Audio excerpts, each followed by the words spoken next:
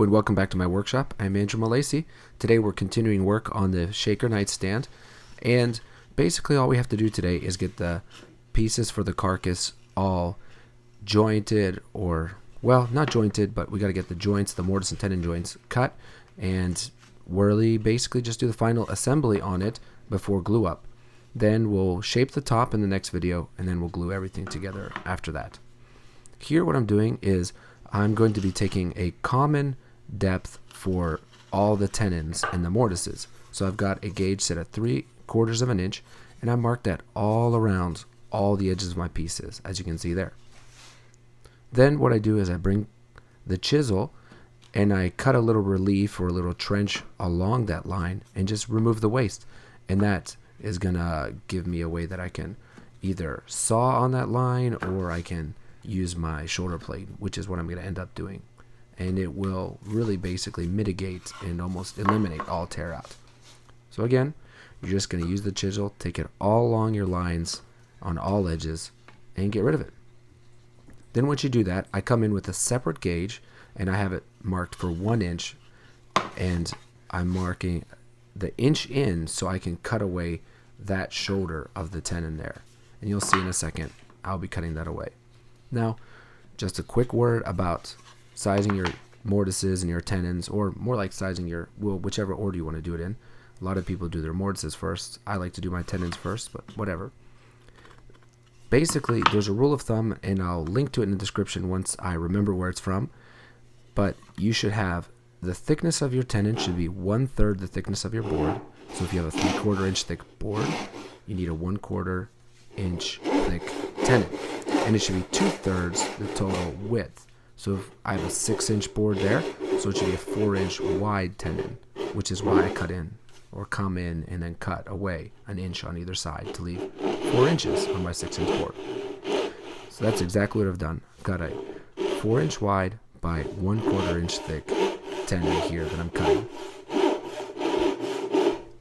Maybe you noticed by now that I'm using my fancy new-ish dovetail saw. I took a cheap gent saw and cut the handle off and trimmed the saw plate and made a brand new walnut handle, and I am loving it. It's cutting great, and for the foreseeable future I think I'm going to be using it. This saw is a different saw. I got it off eBay. It's just like a 14-inch crosscut saw. I'm not sure what the brand is, but I'm planning on doing a little bit of a restoration on that. The teeth are pretty dull. I need to work on them, and that'll probably be coming in a future video. But for now, it works fine enough.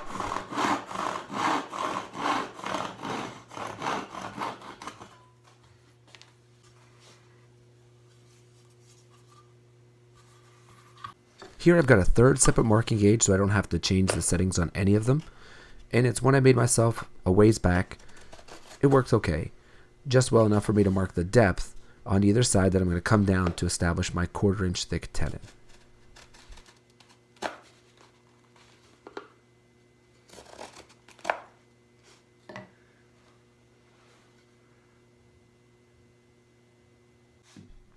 Alright, now it's time to bring your tenons down to the thickness, and I've just got my handy dandy homemade shoulder plane here.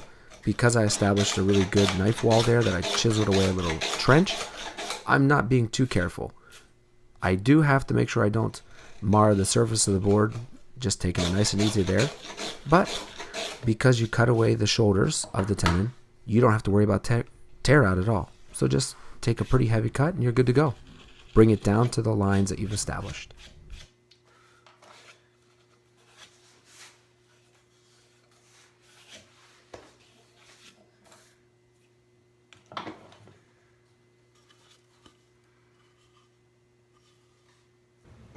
Alright, so here comes one of the more vital processes that you'll be doing in the assembly, which is cutting these mortises. They've got to be very true, they've got to be square, they've got to be plumb, and they've got to be tight enough fitting that they hold it securely without blowing out on either side, or at least on the thin side.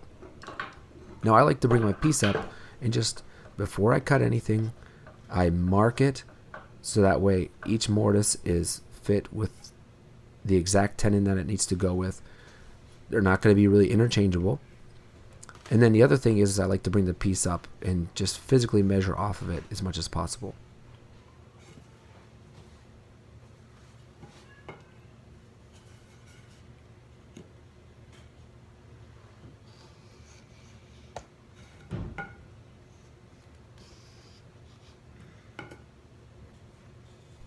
One of the really convenient things about having your tenon be a 1/4 inch thick is that it should match pretty well the thickness of one of your chisels you have. That's why I have this 1/4 inch chisel. I love it. And actually, I left the tenon a little bit heavy or thick so that way I could size it precisely to the mortise that I cut with this 1/4 inch chisel.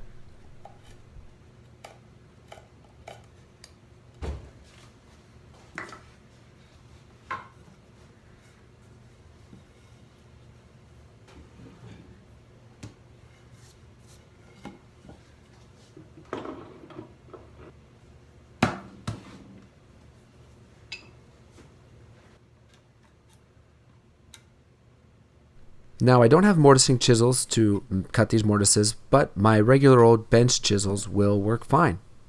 I'm just going to be using the Paul Sellers method where you put the bevel in the direction that you're going to be walking, quote unquote, your chisel towards, and you just start with a light wrap at the first one and then a couple light wraps in the second one, and eventually it just wedges itself down further and further and further, as you'll see.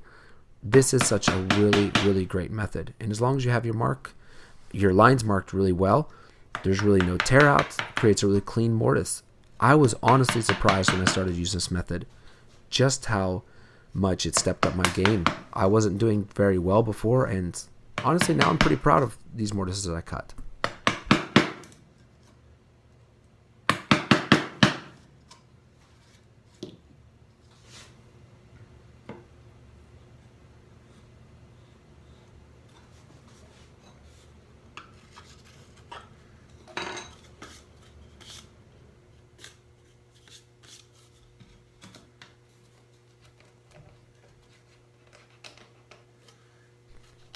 Like I said before, I left the tenons a little bit on the thick side or heavy side. No big deal. Just going to clean them up. And since I really made sure to have the line of the front of the mortise exactly where I wanted to be, I left the back of the tenon a little thick. So that way it doesn't mess with my depth at all of the reveal whenever the panel comes and joins the leg. It leaves a good, perfect 1/4 inch. And there you go. A nice hand friction fit that I just am going to drive all the way home with my mallet.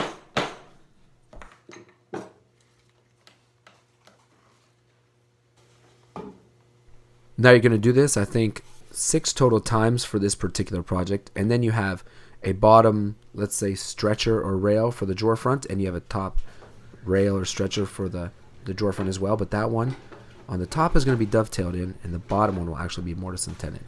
So a little bit of detail work left after you get all of them together, but if you're just methodical about it, you can make pretty easy work of it.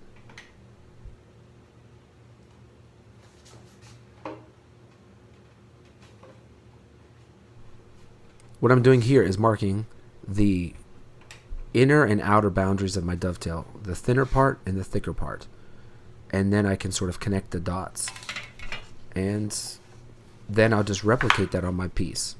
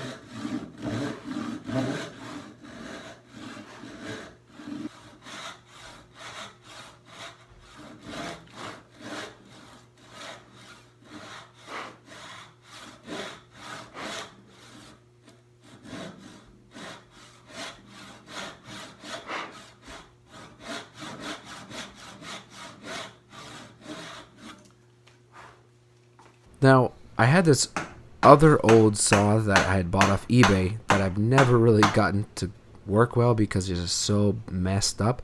But it worked great for extending the kerf all the way to the bottom. So I brought the leg down to the floor and just hammered it home.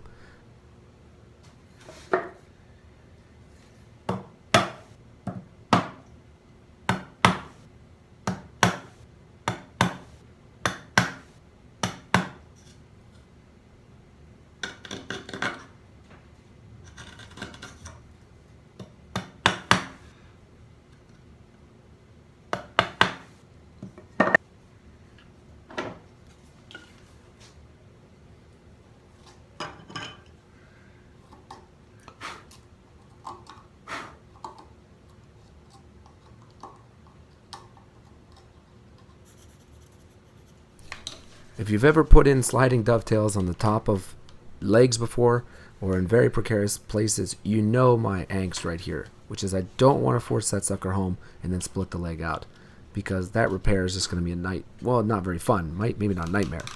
So anyways, I did end up mangling the dovetail itself a little bit. It's not the most beautiful thing, but it probably will never really be seen ever, besides me.